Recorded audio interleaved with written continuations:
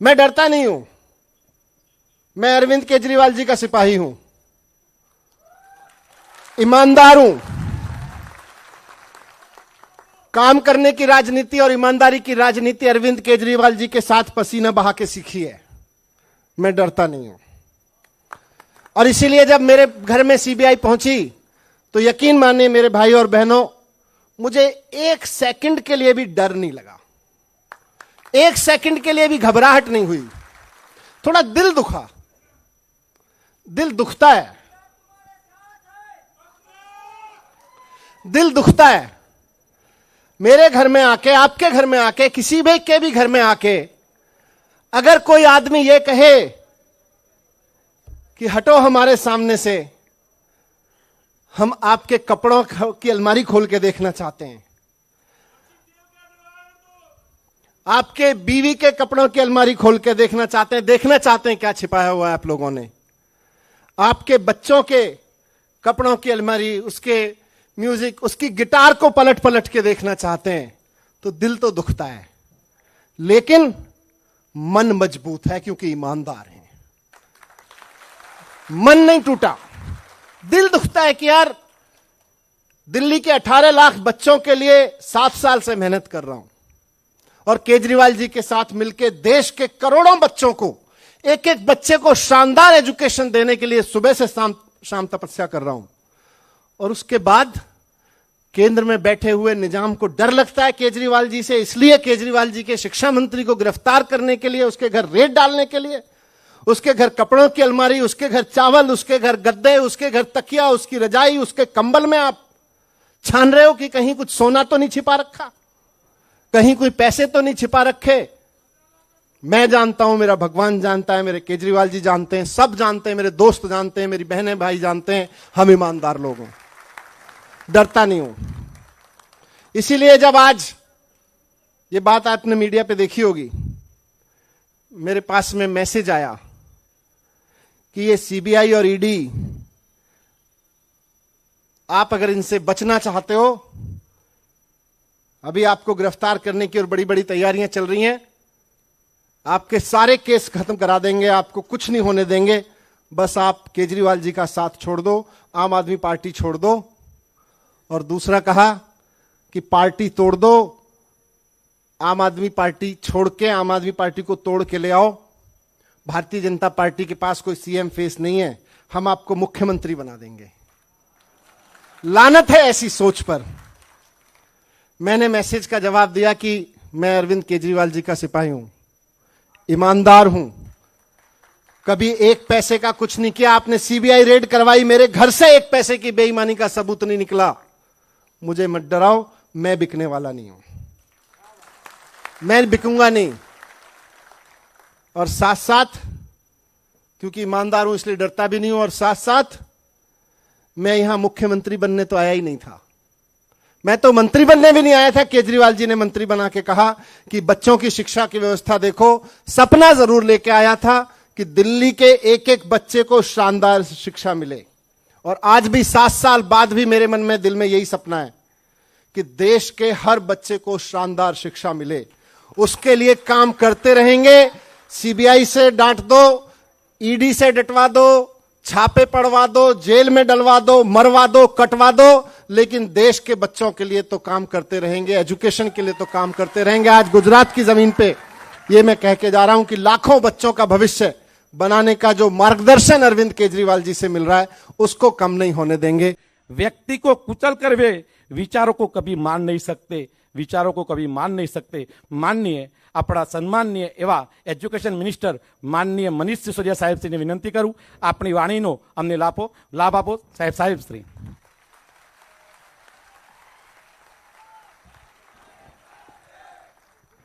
भारत माता की वंदे इंकलाब। अरविंद केजरीवाल, अरविंद केजरीवाल, अरविंद केजरीवाल। बहुत बहुत धन्यवाद। और विशेष रूप से जय सिंह चौहान जी जो आज के मंच का संचालन कर रहे हैं, जयदीप चौहान जी, जो मेरे लिए गर्व की बात है कि एक शिक्षक हैं और एक शिक्षा मंत्री को यहाँ पे वो आमंत्रित किया। इसलिए जयदीप भाई आपका भी बहुत बहुत धन्यवाद। आपने जो 2 लाइनें मेरे हौसला बढ़ाने के लिए पढ़ी, उसके लिए मैं आपका आभार व्यक्त करता हूं। मंच पर आसीन देश के सबसे यशस्वी और लोकप्रिय, और सिर्फ यशस्वी और लोकप्रिय नहीं, काम करने के लिए नित्य बेचैन रहने वाले मुख्यमंत्री श्री अरविंद केजरीवाल जी, और उनसे प्रेरणा लेकर और उनके मार्गदर्शन में गुजरात में भी काम की राजनीति को, लोगों के भले के लिए काम करने की राजनीति को, शिक्षा स्वास्थ्य की राजनीति को गुजरात में लाने के लिए दिन रात बेचैन होकर काम करने वाले भाई गोपाल इटालिया जी, भाई सुदान जी, नीलमणि जी, और हमारे साथ दिल्ली से कंधा मिला के गुजरात में पिछले 5 साल से काम कर रहे भाई गुलाब जी, जिनके बारे में मैं हमेशा कहता हूं कि उनके पास कमल है तो हमारे पास गुलाब है। ध्यान रखना, गुलाब में कांटे भी होते हैं, छेड़ना मत। बहुत बहुत आभार, और खास तौर से साबरकांठा के सभी भाइयों बहनों को बहुत बहुत आभार। आज आपने इतनी बड़ी संख्या में यहां उपस्थित होके जो हौसला हम सबका बढ़ाया है, जो उम्मीद हम सबको दी है। मुझे याद नहीं, आप लोग तो साबरकांठा से रहते हैं, कि इस हॉल में इतनी बड़ी संख्या में कि यहां 1 इंच भी एक आदमी के अटने के लिए, सटने के लिए जगह नहीं बची है। ये आयल देख लो, साइड देख लो, ऊपर देख लो, पीछे देख लो, और हजारों लोग अभी बाहर खड़े हुए हैं। मुझे तो याद नहीं कि कभी इतनी बड़ी सभा, इतनी उत्साह जोश भरी सभा इस सभागार में हुई होगी। गलत कह रहा हूं तो बताना। यह हौसला आप सब लोगों की यहां मौजूदगी, इतनी बड़ी संख्या में यहां मौजूदगी, इस बात की सबूत है कि गुजरात में जनवरी में, दिसंबर के अंत में, जनवरी में आम आदमी पार्टी की सरकार बनने से अब कोई नहीं रोक सकता। यह माहौल मुझे दिल्ली की याद दिलाता है। जब 2015 में हम और अरविंद जी दिल्ली में चुनाव प्रचार करने जाते थे, तो दिल्ली के भाइयों बहनों का इसी तरह से माहौल होता था, इसी तरह से गर्मजोशी से हर जगह स्वागत होता था। अभी 5 महीने पहले जब पंजाब में जाते थे, वहां भी मुझको यही जोश दिखाई देता था, और आज मुझे यहां साबरकांठा में आके यही जोश दिखाई दे रहा है। गुजरात के कार्यकर्ताओं में यही जोश दिखाई दे रहा है, आम जनता में यही जोश दिखाई दे रहा है। बात सिर्फ गुजरात में इस बात की नहीं है कि सब लोग मिलकर अरविंद केजरीवाल जी को मौका देना चाहते हैं। बात सिर्फ आम आदमी पार्टी की सरकार की नहीं है। बात इतनी सी है कि गुजरात का हर आदमी अब यह चाहता है कि हमें भी अपने बच्चे के लिए शानदार एजुकेशन चाहिए। गुजरात का हर आदमी अब यह चाहता है कि हमें भी अपने बच्चों के अच्छे स्कूल करने हैं, सरकारी स्कूल अच्छे करने हैं, प्राइवेट स्कूलों की फीस बढ़ने से रोकनी है। हर आदमी अब यह चाहता है, इसलिए तय हो रहा है कि गुजरात में आम आदमी पार्टी की सरकार अब बननी तय हो गई है। दिल्ली में 7 साल हो गए अब तो काम करते हुए। 7 साल पहले अरविंद केजरीवाल जी को मौका दिया दिल्ली के लोगों ने, हमें मौका मिला, मुझको मौका मिला शिक्षा मंत्री बन के काम करने का। पिछले 7 साल से बारिश हो, सर्दी हो, गर्मी हो, स्कूल अगर खुला हुआ है तो मैंने नियम बनाया हुआ है कि मेरी सुबह 7 बजे स्कूल में होगी। रोजाना स्कूल जाता हूं, सुबह 7 बजे स्कूल पहुंच जाता हूं। 1 स्कूल 2 स्कूल घूम के उसके बाद कोई काम शुरू करता हूं। इसकी वजह से खूब मेहनत की, और आज दिल्ली के सरकारी स्कूल इतने शानदार हो गए कि प्राइवेट स्कूलों को मात दे रहे हैं।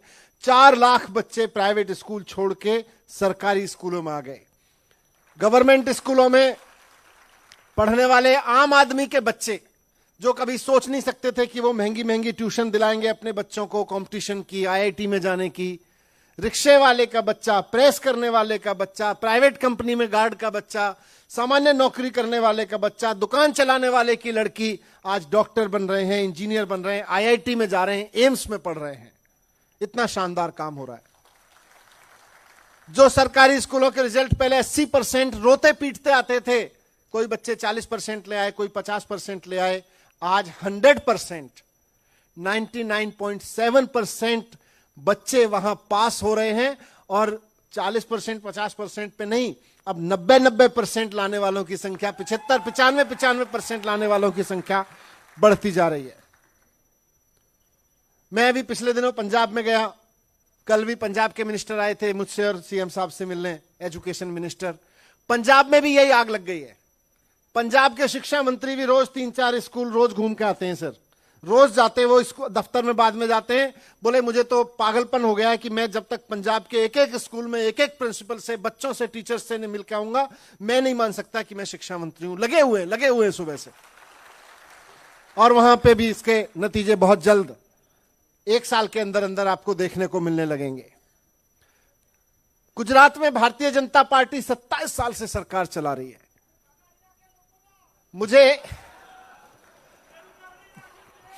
मुझे लगता था कि शायद 27 साल में कुछ तो किया होगा।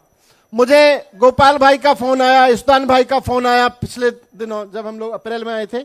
अप्रैल में इन्होंने कहा कि आप गुजरात के सरकारी स्कूल देखने आओ। तो मैंने सोचा यार क्यों मरवा रहे हो, कुछ अच्छे स्कूल बना रखे होंगे वहां। तो बोले नहीं बना रखे, बहुत बुरी हालत है। दोस्त है मेरे, मैं इन पे पूरा भरोसा करता हूं, पर फिर भी थोड़ा सा डरते मैं आया। मैंने कहा यार चलो देख लेते हैं क्या स्कूल दिखाना चाहते हैं, बुरी हालत है तो हो सकता है 27 साल में यहां भारतीय जनता पार्टी की सरकार है, कुछ तो किया ही होगा स्कूलों में, सरकारी स्कूलों में। मेरे को बोले चलो शिक्षा मंत्री के हलके में चलते हैं, विधानसभा में चलते हैं।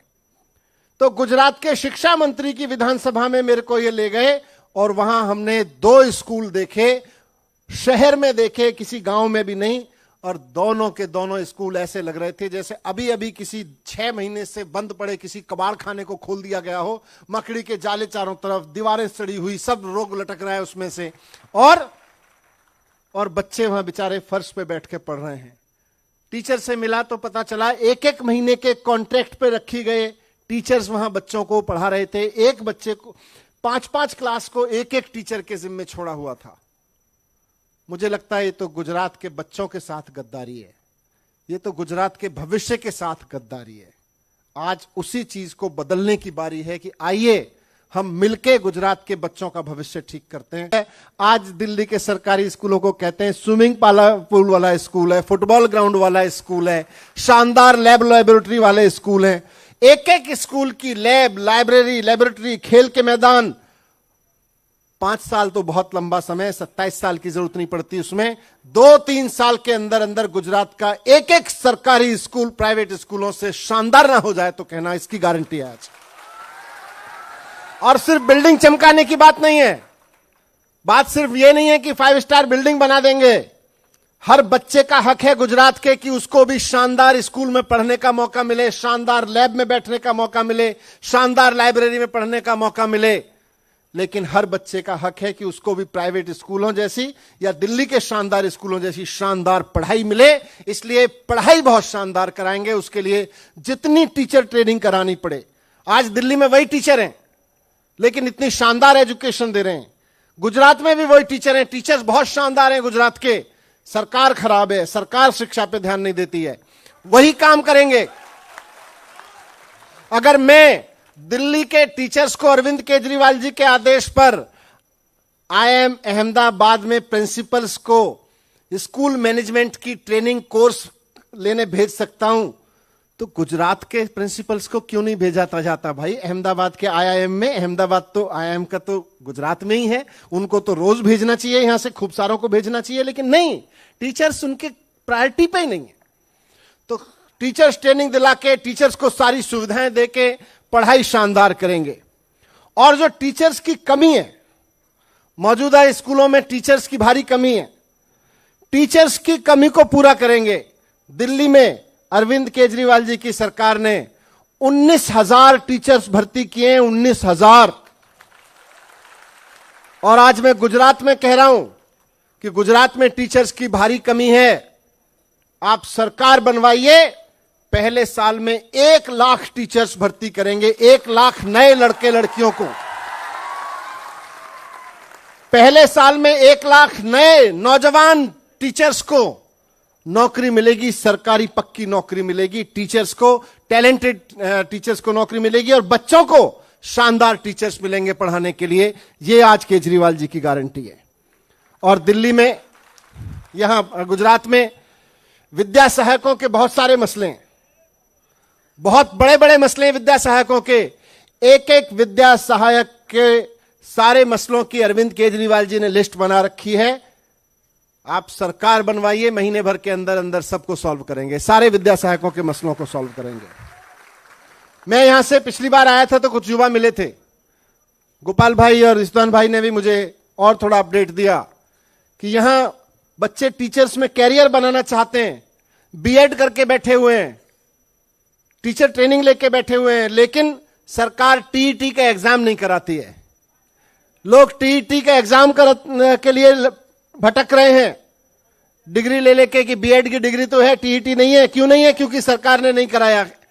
सारे टीईटी के एग्जाम हमेशा समय पे कराएंगे और उसके बाद सारी भर्तियां करते रहेंगे साथ साथ में, कोई पद खाली नहीं छोड़ेंगे। ये केजरीवाल सरकार की जिम्मेदारी है। दिल्ली में करके दिखाया, पंजाब में भी करके दिखा रहे हैं और गुजरात में भी करके दिखाएंगे। ये आज आप सबके बीच में बहुत इंपॉर्टेंट गारंटी है। आइए गुजरात का भविष्य बनाते हैं। इनके हाथों में गुजरात के बच्चे सुरक्षित नहीं हैं, उनका भविष्य सेफ नहीं है। हमारे घरों में जो बच्चे हैं वो हमारे बच्चे हैं, गुजरात के बच्चे हैं। आपके बच्चे बहुत प्यारे हैं। अभी मैं यहां अंदर आया, एक बहन ने फूल दिया, टीका लगा के स्वागत किया। एक छोटी सी बच्ची, इतनी सी, बहुत भीड़ के बीच में बड़े हौसले से केजरीवाल जी को फूल देने के लिए खड़ी थी। मैंने उसको गोद में उठा लिया। मुझे लगा यही तो भविष्य है जिसको ऊपर उठाना है। आइए मिलकर गुजरात के भविष्य को ऊपर उठाते हैं। आखिर में एक चीज कहूंगा, लड़ाई आसान नहीं है। आप सब लोगों का जोश देख के हौसला हम सबका भी बढ़ता है, हमारा सबका हौसला देख के आप सबका भी बढ़ता है, एक दूसरे का देख के सबका बढ़ता है। अभी 2 दिन पहले मेरे घर में कुछ बिन बुलाए मेहमान आए थे। मेहमान अच्छे लगते हैं, लोग अच्छे थे, लेकिन जिन्होंने भेजे थे उन्होंने बिना बुलाए भेज दिया था।